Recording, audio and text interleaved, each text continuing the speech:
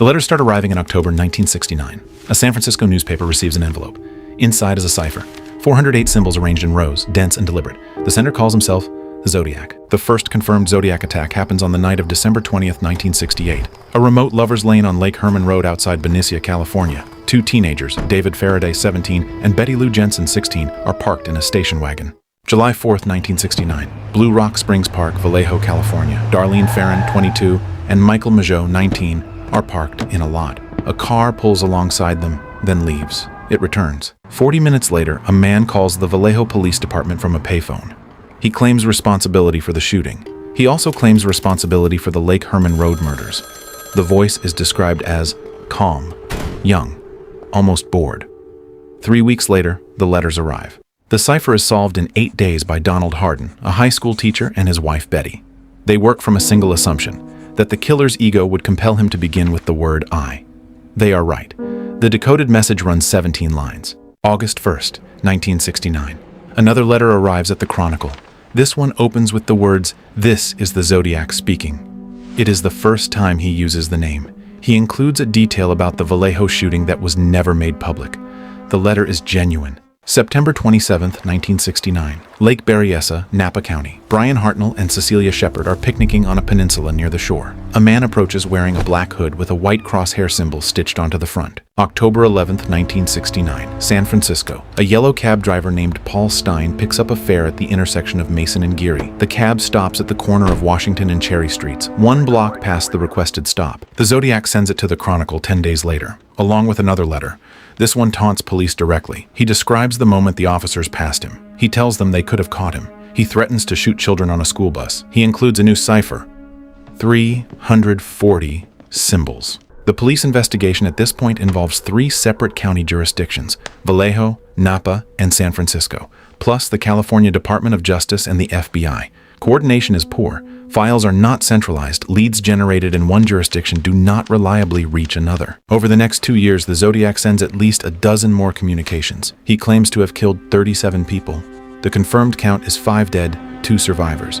He begins encoding his letters in new ways. He mentions buying a bomb. A Halloween card arrives in 1970. A letter arrives in 1971 written in a childlike scrawl, referencing the most dangerous game.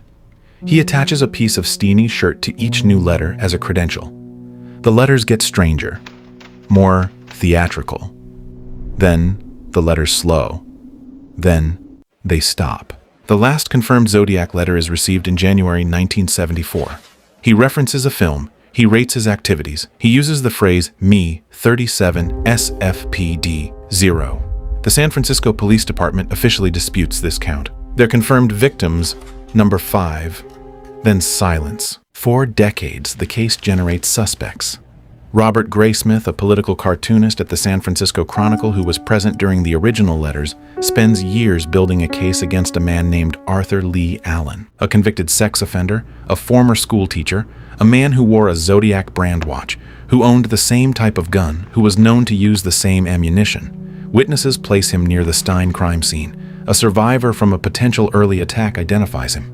His handwriting does not match. His DNA does not match. He dies in 1992, never charged. Other suspects follow. A man named Lawrence Kane, linked through a partial decoding of the 340 cipher. A man named Richard Gaikowski, identified by a researcher who claims voice print analysis matches the Vallejo phone call.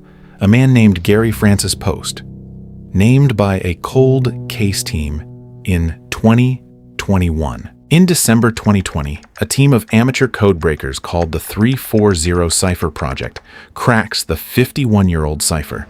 It takes them 4 years of computational analysis. The decoded message runs 20 lines. It contains no name. It speaks of gas chambers, of paradise. It ends with the phrase, "I hope you are having lots of fun in trying to catch me." The FBI confirms the solution is genuine. The case remains open. The Zodiac operated in a 10-month window of confirmed killings, December 1968 to October 1969. In that time, he killed 5 people and wounded 2 others across 4 locations spanning 2 counties. He sent at least 18 confirmed letters. He was never caught. He was never conclusively identified. The composite sketch based on the Stein witnesses was revised in 2019 using forensic facial reconstruction software. The revised image looks meaningfully different from the 1969 original. His DNA sits in a database. His handwriting sits in archives. His letters sit in file boxes in a San Francisco police evidence room. 5 people are dead. 2 survived. 1 made a phone call from a payphone 1 block from a police station, walked past 2 officers in the dark, and then, by every available measure, simply stopped. The question that no cipher, no composite, and no cold case team has ever answered is the same one investigators had in October 1969, standing over Paul Stein's cab on the corner of Washington and Cherry Streets. Who walked north?